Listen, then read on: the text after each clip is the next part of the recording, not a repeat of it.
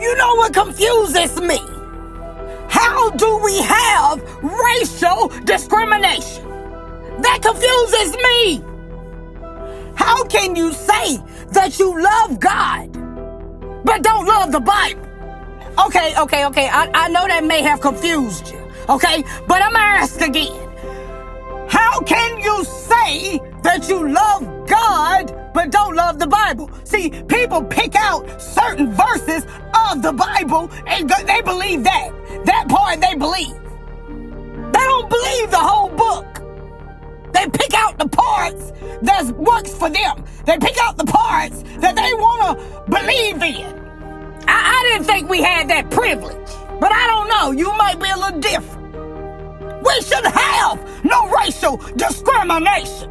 Last time I checked, all of us came from Noah and his descendants. That would mean that my blood is your blood. How can we hate somebody because of the color of their skin when my blood is your blood? My ancestors are your ancestors. We all started off from Noah and his descendants. My question to you is, how can we hate one another? I'm confused. Unless you're one of those that don't believe that we came from Noah and his descendants. You don't believe in the great flood.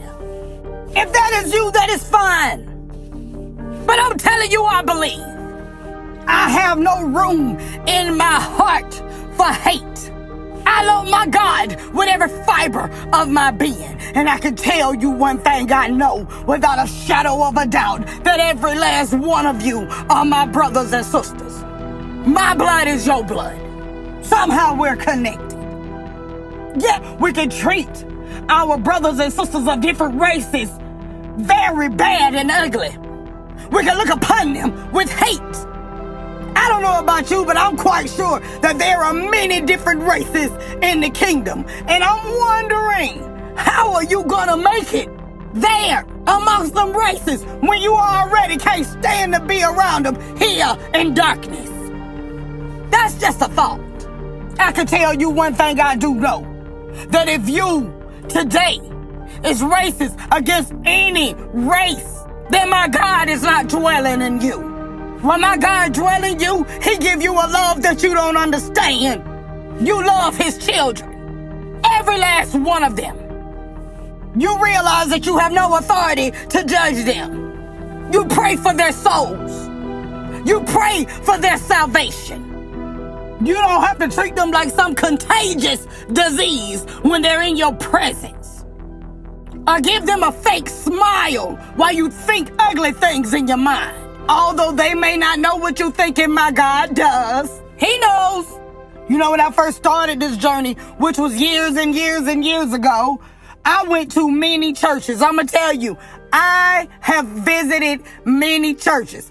And I didn't care what the race were in the church. But there were members in the church that cared what mine was. They didn't treat me equal. Some pastors even treated me different because of the color of my skin. So I'm telling you, before God set me out, okay, to get to the position to where I am today, there was a training period for me. He wanted me to see so much, and he let me see it. And a lot of it hurt me to the core. I didn't understand how men could call themselves men of God and women could call themselves women of God, but they hated, didn't trust people because of the color of their skin. Sometimes being in the presence of someone of a different race is a test from God for you. I'm telling you, each and every one of you need to be careful. I know you don't care what I'm telling you. I don't know if you do or you don't. But I'm telling you, each and every last one of you need to be careful. Because this thing is real. Leaving this place, transitioning is real. So you can fake it while you're here as long as you want to. But you cannot fake it with my God. I've read the Bible many, many times, and never did I ever hear Jesus say, we're not gonna fool with them because their skin is darker, or we're not gonna fool with them because their skin is lighter, or don't go heal them because their skin is darker, or don't go heal them because their skin is lighter. My Jesus loved everybody. I don't know what God you serving, but I can promise you, you're not serving mine. Not the one in the Bible. I would advise you to sit back down and analyze yourself and find out which God you're serving. It's not too late to put your train on the right track.